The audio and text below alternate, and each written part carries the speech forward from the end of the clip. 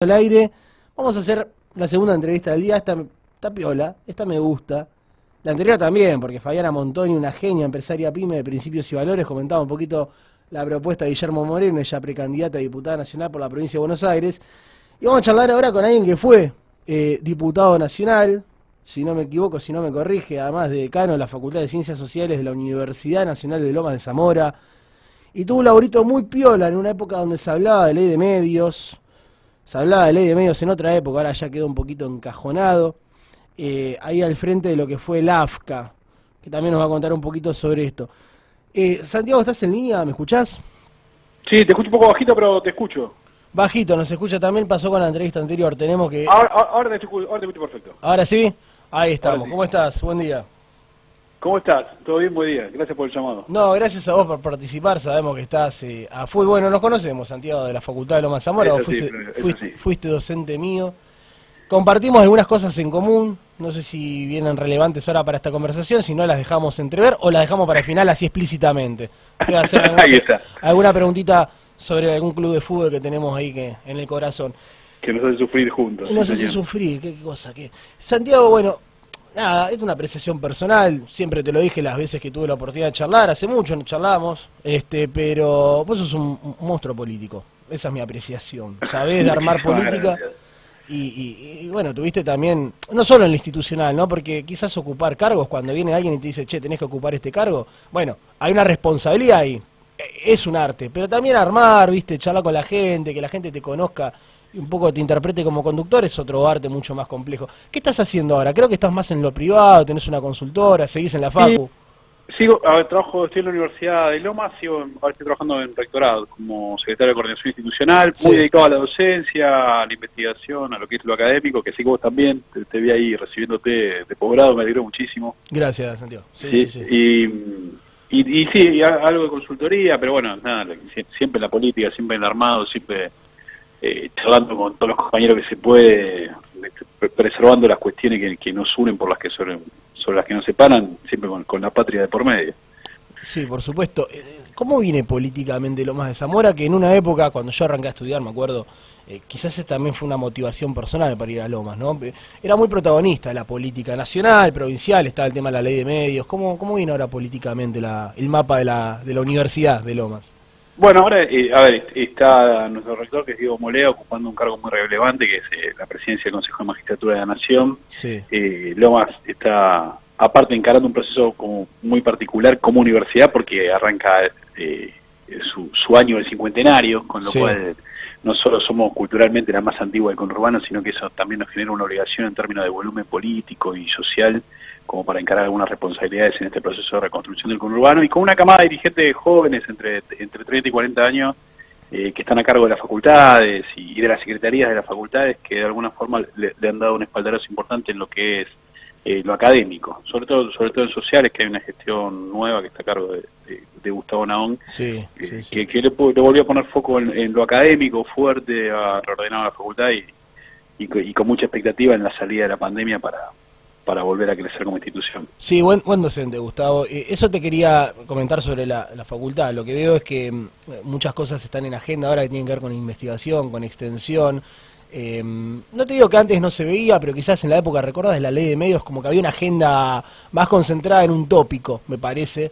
Lomas de Zamora, bueno, cuando tuvo también a Gabriel, que ahora te iba a preguntar, a Gabriel Mariotto en la provincia de Buenos Aires, bueno, como que estaba más enfocado en los cañones de ahí, ahora como que se recuperó un poquito el tema de investigación, extensión.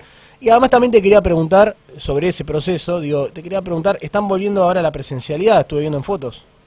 Sí, hay, 3 de 5 en realidad económicas, de derechos y sociales han optado por darle prioridad a las materias de últimos años, por dos razones. Primero, porque tiene que ver con el cierre de las carreras, con el ciclo final de las carreras, pero además porque la concurrencia de esas materias permite hacer respetar el aforo que nos dicta el protocolo del Ministerio de Educación. Entonces, las materias que tienen menos de 30 estudiantes de cursada, que como recordás vos, una materia de cuarto, de quinto, han vuelto presencialmente. En sociales son 5 materias por día.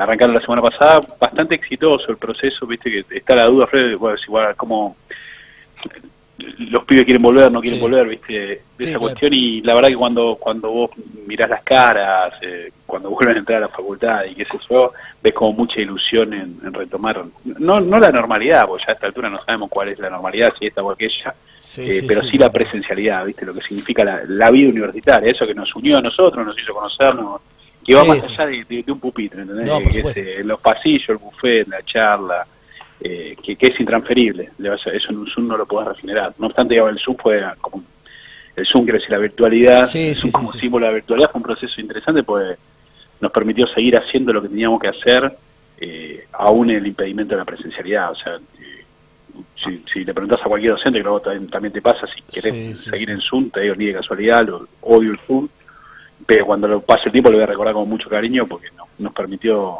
seguir trabajando en tiempos que era imposible. La verdad es que es cierto, y en todo caso puede quedarse como herramienta complementaria, pero el aula es otra cosa. Totalmente. Creo que todos queremos volver a ese ámbito. Esto sobre tu avatar, si se quiere, como persona importante ya en la historia de la Universidad de Loma de Zamora y la Facultad de Sociología. Y te tiro un par de centros, Santiago, porque ahora te lo mereces. En este aspecto, Gracias, amigo. no, y te quiero preguntar, capaz ahora te voy a picantear un poquito más. Dale. La verdad es que preguntarte por la ley de medios, concentración, convergencia, en virtud de la función que vos tuviste en AFCA, hoy en ACOM, quizás hay la figura de Gustavo López, siempre me olvido del presidente, Gustavo el vicepresidente, como lo tuve como docente, siempre me acuerdo de él. Cortita esta, ¿no? ¿Qué pasó con la ley de medios? Y esto está...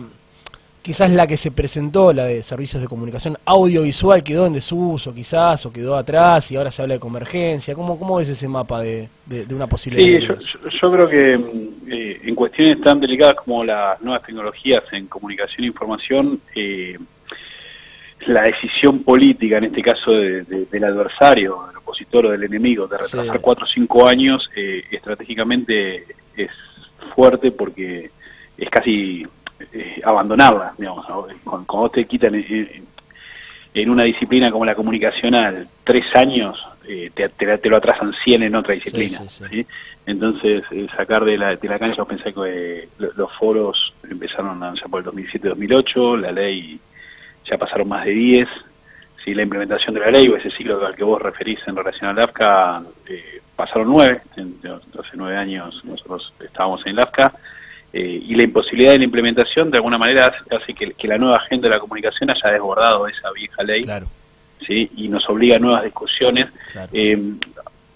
Ahí vuelve la duda de si están dadas las condiciones políticas y de correlación de fuerza en términos de poder, como para poder dar una discusión que contenga a todos los sectores, ¿sí?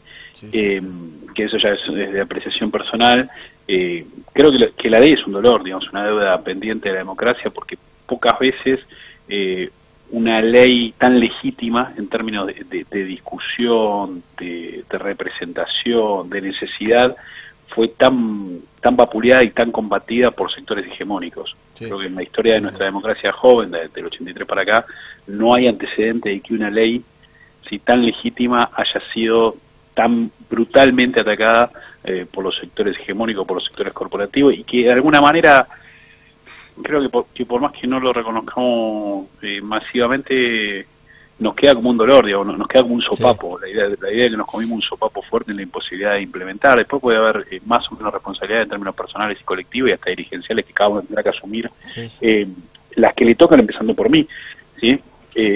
Por la incapacidad de lograr esa aplicación, pero me parece que hubo una sobreestimación de la capacidad de tejer alianzas, sobre todo con los sectores vinculados con el poder mediático, y una subestimación de la capacidad del enemigo de lograr alianzas más allá de las alianzas propias de su sector. Es decir, la organización que ellos tuvieron en relación a combatir la ley fue muchísimo más allá de los sectores mediáticos, y se extendió a capital financiero, se extendió a la industria, a representaciones formales del poder político, al punto tal de que una de las primeras decisiones del gobierno de Mauricio Macri allá por el 2015 fue derogar definitivamente la ley de medios. Horas duró. Y charlamos también otro día con Fernando Buenavada acá, se prestó para una charla, la verdad, de alto vuelo, muy amable además, y comentábamos un poquito esto de la correlación de fuerzas que vos mencionabas, ¿no? El tema del sector de, cuando se hablaba de 33, 33 y 33, de los comunitarios, bueno, eso quedó un poquito como que no se terminó de generar, quizás con ese actor organizado participando un poco más del debate, que igual hay que decir que salió de ese lado, porque la ley se comenzó a charlar ahí, pero como que se perdió un poco, me parece, a mí esto es una apreciación personal, Santiago, pero en una discusión entre el modelo de medios públicos y el modelo de medios privados concentrados que no quería ceder licencias, no quería ceder ganancias, ¿no? A mí me parece, como que los comunitarios quedaron ahí medio en la ambigüedad. Exacto, me parece que eran el actor, coincido totalmente, eran el actor central de esta ley, eran el valor distintivo de esta ley. O sea, había una cuestión por lo que esta ley era histórica, era por la incorporación de este tercer sector, además en 33% del espectro, sí. Ponerlo en el juego, y después quedaron como espectadores de una lucha absolutamente legítima, ¿sí? Sí, claro. Que dio un gobierno nacional y popular contra corporaciones mediáticas, pero que de alguna manera les quitaba la posibilidad de juego o les quitaba el rol. Sí, comparto. Y en esa batalla vos sabés que el tiempo siempre está a favor de ellos. Las cosas siempre para los movimientos nacionales terminan mal si le das el tiempo suficiente, porque el fuego ese nosotros lo tenemos que encender todos los días, y ellos, la inercia del poder es brutal para la fuerza transformadora. Siempre la inercia del poder va en un solo sentido. Comparto. Muy claro lo referido a la universidad y muy claro lo referido a medios. Ahora te voy a picantear un poquito porque vamos a hablar de política roja, dale, como a veces le decimos. Bueno, no sé, yo a vos te veo muy laburando en lo que es la universidad, la docencia, investigación, consultoría, pero te has rodeado de gente que, vos has sido diputado y uno de quizás de tus más allegados en la política, no sé si llamarlos socios, no sé si son amigos, no es un tema que me interese, pero sí quizás socios de la política. Gabriel Mariotto fue en su momento vicegobernador de la provincia de Buenos Aires. Me hablaste de vos, y Gabriel y algunas otras personas fuertes de la política que nacieron ahí en las facultades sociales. ¿Dónde están? No se los está viendo mucho. A ver, creo que había en sociales se dio una especie de milagro medio extraño por el cual un esquema político que en ese momento lo conducía Gabriel Mariotto, que con él como decano logró romper el tejido de la universidad y penetrar en otros lugares, sí, más allá de lo que la universidad misma impone. La universidad tiene fama, y es así históricamente, y sobre todo el peronismo, de tener cierta distancia con los municipios, con los ejecutivos. ¿Sí? Me parece que esa gestión de Gabriel, que fue del 2005 al 2009, de alguna forma cambió la óptica respecto de cómo vincularnos con el poder. Sí. ¿Sí? Y eso tuvo una correspondencia en la representación en el municipio, así, con concejales propios, concejales de la universidad. Recuerdo. Yo mismo, la primera fue Vicky Lorenz, después fui yo, después Julito Rivero, Beto Sola. Lo que decís vos de mi diputación, la senaduría provincial para Santi Carreras, y la propia vicegobernación, previa presidencia en ese momento del CONFRI y después del AFCA de Gabriel. Me parece que era que el espacio de peronismo universitario como tal, o por lo menos ese espacio de peronismo universitario, logró generar un polo de poder que termina con la vicegobernación de Gabriel, y que después no encuentra correspondencia ni sucesión. Quiero decir, claro, lo que ha sucedido en términos macro a todo el peronismo, una diáspora que el peronismo encuentra a partir de diciembre del 2015 y que hasta bien entrado el 2018 no encuentra reorganización más allá de las calles. Sí. También nos ha pasado a nosotros como grupo político, con la diferencia que generacionalmente nosotros estamos holgadamente superando los 40 en muchos casos, entonces cada uno hizo un recorrido particular. Gabriel por un lado, Santi Carreras probablemente el recorrido más exitoso, militando activamente dentro de la cámpora, yo otro. Digo que queda siempre la idea de que desde la universidad te podés vincular de una manera menos ingenua con el poder real, claro, ¿sí? de que efectivamente tenés algo para aportar desde el peronismo, y un grupo de gente que eran flores, te incluyo a vos, nosotros en los momentos de mayor esplendor teníamos una fuerza activa de 500, 600 militantes que para lo que es una agrupación universitaria, vos sabés que es un montón. Sí, sí, sí.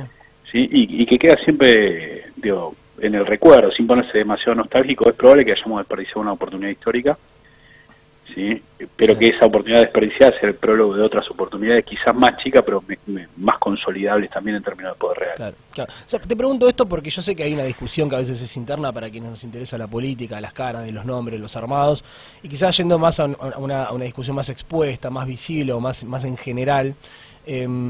Por ejemplo, hubo una consolidación de la figura, creo yo, de Martín Insaurralde como intendente de Loma de Zamora, con una proyección, en muchos casos se habla de una posible gobernanza y de sus equipos, que generó, y esto también es difícil lo que voy a decir, pero bueno, lo voy a decir, generó cierta hegemonía y homogeneidad en la política lomense, que para mí es una cuna de la política provincial, lo ha sido siempre, ¿no? Como hay una cierta homogeneidad, bueno, estos ganaron, estos conducen, y solamente se admite eso en términos políticos en Lomas de Zamora. ¿Cómo ves vos políticamente Lomas de Zamora? Después, si querés, me comentás la provincia, pero...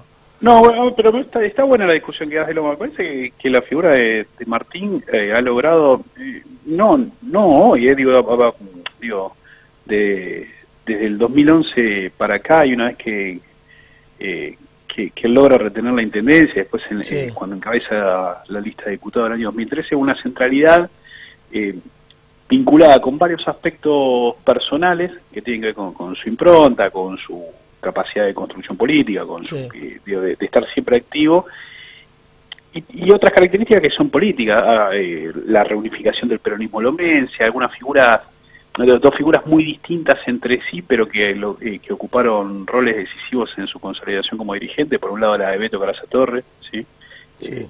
Que en paz descanse, que de alguna forma era un armador invisible, pero muy contundente a la hora de pensar de qué forma vincular el poder deliberativo de Loma de Zamora con el poder ejecutivo de Loma de Zamora, que es el legislativo, el consejo. Y la otra la de Fede Termín.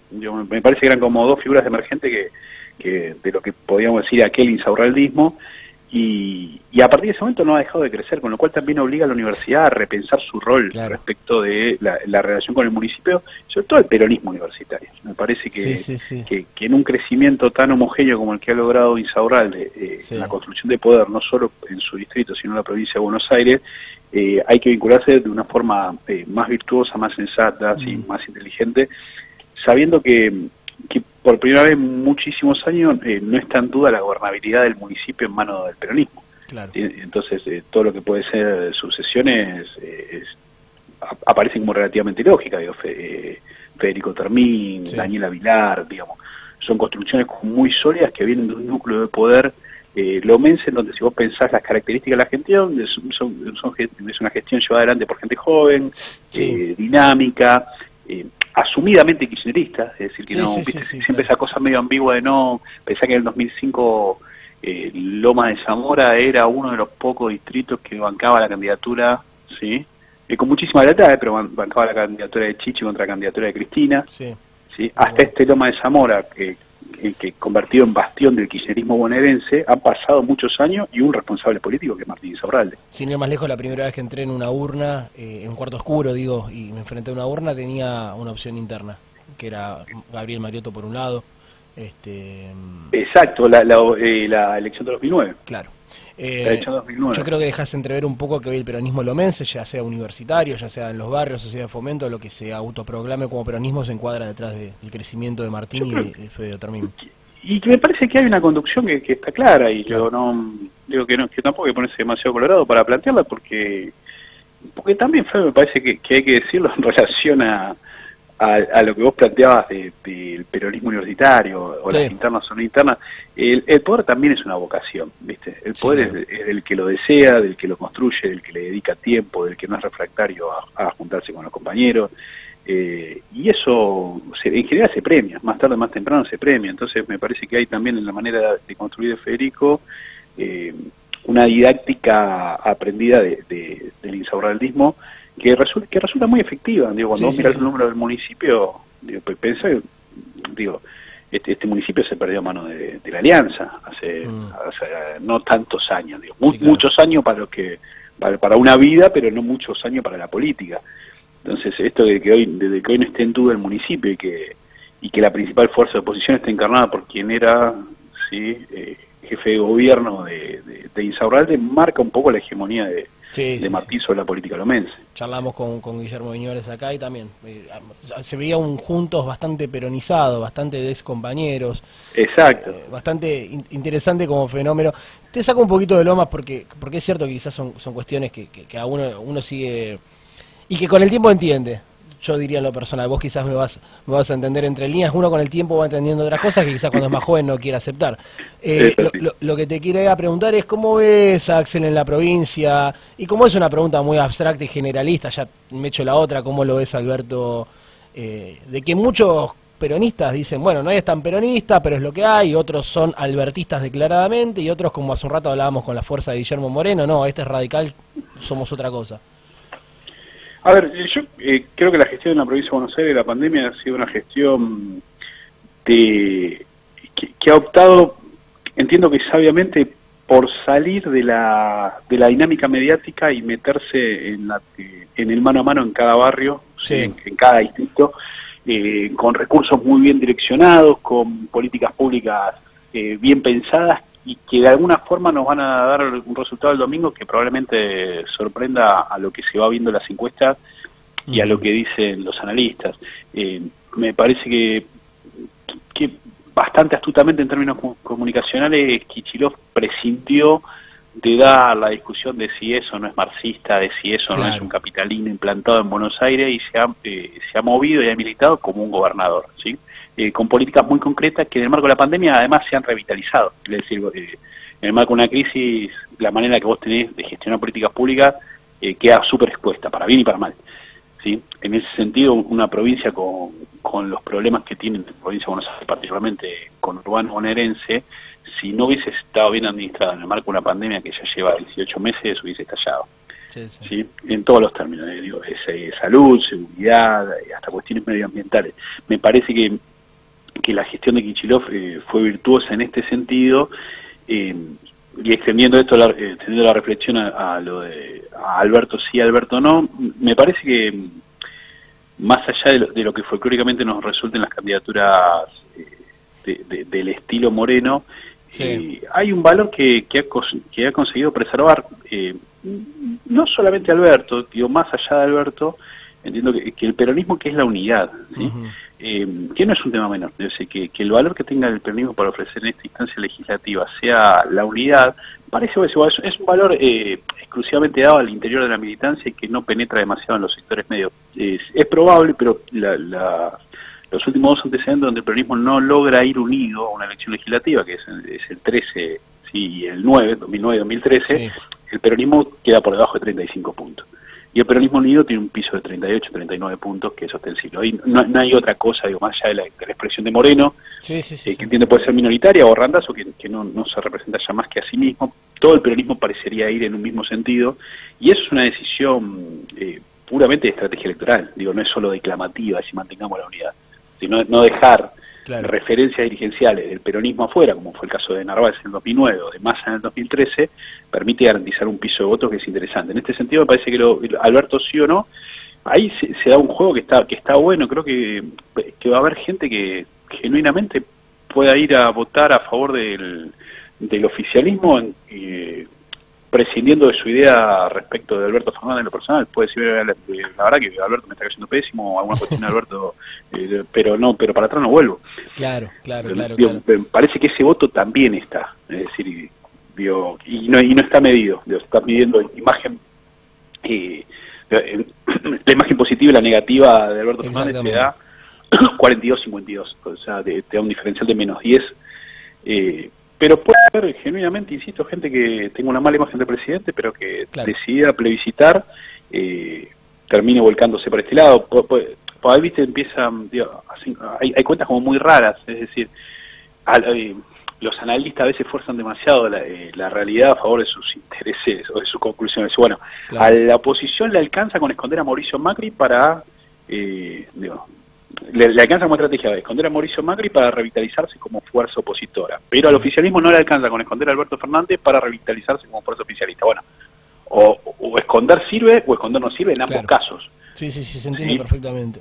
Entonces, yo creo, digo, en esto no, más allá de que la imagen de Alberto esté más frágil que en otros momentos, sí, me parece que la gente no plebiscita gestiones, plebiscita recuerdos, ¿sí? Y el recuerdo del gobierno, exacto, y el recuerdo de la gestión presidencial de Mauricio Macri en el ciclo 2015-2019 es lo suficientemente vívido en la memoria colectiva como para no dar la vuelta a esa página tan rápido. Sí, no, y un poco esta unidad que en el 2019 también significó una... se me fue la palabra. Qué jodido que es el inconsciente, porque tenía la palabra. Sí, no es recuperación, es un sinónimo y me hace acordar a cuando se recuperaron las Malvinas, no en 1982, sino a principios del siglo XIX. ¿Cuál es la palabra, Claudio, productor? No, bueno, que se recuperó algo, la gente siente que un poquito la experiencia del cambio había sido, me parece, en general, nos pasa mucho, ¿sí? No hablo solamente de los círculos peronistas, sino fue muy dura la experiencia 2015-2019. Y se dejó entrever, creo que los primeros días, como decía vos hace un rato, durante las primeras horas se tomaron decisiones que, bueno, generaron heridas que todavía se están sanando. Políticamente, Santiago, más allá de lo que vos, y para ir cerrando un poco, porque seguramente estés ocupado y nosotros teníamos una columnita, ahora para el final Claudio me hace el relojito. Políticamente vos, ¿cómo te sentís de cara a futuro? Insisto, estamos hablando con una persona fuerte de la Universidad Nacional de Loma de Zamora, pero que también fuiste diputado, tuviste la titularidad ahí en el AFCA. Hay que hacerse cargo del AFCA en aquel momento, había que hacerse cargo. ¿Y ahora cómo la ves de cara a futuro? A ver, yo creo que el justicialismo sigue teniendo una oportunidad enorme de transformar los destinos individual y colectivo de este país. Sí. Que no hemos perdido ese crédito en la gente. Creo que los argumentos que la oposición utiliza para desacreditar la filosofía justicialista son cada vez más precarios, cada vez son más gorilas, cada vez son más endebles. Las figuras con las que pretenden dar un combate en términos dialécticos son cada vez más ridículas. Digo, pienso en Milei, pienso en Esper. Me parece que hay un fracaso real de la oposición de encontrar el tono, una oposición que no puede ir hacia el centro y que no le está hablando a nadie porque tiene que primero combatir sus propios fantasmas de derecha para poder sí, avanzar en soluciones que cambien la vida de la gente de verdad. Me parece que estamos ante una posibilidad inédita, que no se da desde el 2005, de ganar la elección legislativa, con lo que esto significa no solo en términos de representatividad de las cámaras, sino de lo que simbólicamente es ganar la provincia de Buenos Aires, y de ahí volver a pensar qué tipo de peronismo queremos. Es decir, quien lea lo que va a suceder en noviembre, sí, digo, en el caso de que sea una victoria, como la ratificación de un rumbo, está parcialmente equivocado. Es decir, ganar en noviembre de alguna manera es una señal de cuáles deberían ser los cambios sobre que queremos nosotros cambiarle la vida a los argentinos. Muy importante esto último, muy importante, fuera joda. Que no confundan una victoria con una constatación de, bueno, venimos bien. Exacto, me parece que ese es el principal riesgo. Ese es el principal riesgo, porque cada vez queda como más claro que esta ley sobre la cual por fuera del peronismo no hay nada, se va haciendo cada vez más enfática. Si vos mirás las opciones peronistas en todo su espectro, representan casi el 60% del electorado. ¿Sí? Ahora, dicho esto, bueno, ¿qué es ser peronista en el 2021? ¿Y qué va a ser peronista en el 2023? Vamos a seguir hablándole a los pibes como si estuvieran en viaje egresado, como si fuera un nicho generacional que hubiese que hablarle distinto, como se le habla a los nenitos cuando son bebés, o de verdad nos vamos a hacer cargo de los problemas. Quiero decir, nosotros hoy estamos siendo gobernados, o gestionados, más que gobernados en general, sí, por unos pibes que tienen mi edad, ¿sí? que encontraron la política como forma de resistencia al neoliberalismo en los 90. Sí, sí, entonces, ¿cómo es? Un pibe en los 90 podía tener 16, 17, 18 y entender cuál era la inequidad o la injusticia que estaba cometiendo con sus viejos, pero hoy un pibe no es lo suficientemente inteligente como para entender la gravedad del problema social, entonces hay que hablarle en clave de Elegant y de Garche. El joven es parte, la política es intergeneracional, entonces o lo hace participar en un proyecto o no los hace participar en términos colectivos. Nosotros, si no encontramos la manera de incorporar nuevos sectores, ¿sí? Nuevos sectores a la discusión real de poder en el 2023, vamos a tener un peronismo cada vez más anquilosado, más dinosaurio, ¿sí? Más oscuro. Pero yo soy muy esperanzado que en las organizaciones juveniles se va a dar la discusión necesaria para para que el peronismo efectivamente sea la fuerza de transformación de la patria. Sí, sí, sabes que la palabra que coincido en lo último que decís, y la palabra que se me había perdido antes era reconquista, viste, que en los manuales de historia aparece la reconquista, Malvinas, la primera, y que yo creo que eso un poquito también pasó en el 19. Claro que después de una reconquista hay que armar estas correlaciones de fuerza y estas formas de gobierno con proyección a futuro que son el desafío, porque reconquistar me parece que, creo que, como dice una frase de alguien que sabía mucho, el enemigo lo hizo todo, nosotros no teníamos que hacer nada, quizás dicen desde ese espacio. Bueno, ahora tienen que gobernar y eso es un desafío. Ahora hay que gobernar. Santiago, la última cortita, Boca, ¿cómo salimos adelante? No, pues Boca está difícil, ¿no? ¿Cómo salimos adelante? El domingo del sábado, volví a descubrir en mí ganas de ver un partido de Boca. Sí. Claro, siempre pasa, o juega Boca, lo quería ver, pero volví a ver con ganas un partido de Boca. Yo creo que hay que cerrar fila con el oficialismo en Boca porque lo que está enfrente es demasiado malo. Por supuesto. Y después discutimos todo. Pero hay que darle oxígeno a este proyecto por lo menos un par de años para después sí discutir el club que queremos. No porque a Román no se lo pueda discutir, sino porque la discusión es si el club es de los hinchas y de los socios o si Boca se gestiona como una empresa. Y hemos sido bastante indulgentes en ciclos anteriores como para estar reprochando esta gestión por 4 o 5 partidos malos o un torneo en el que no pateas al arco. Pero esas, si querés, son notas de color.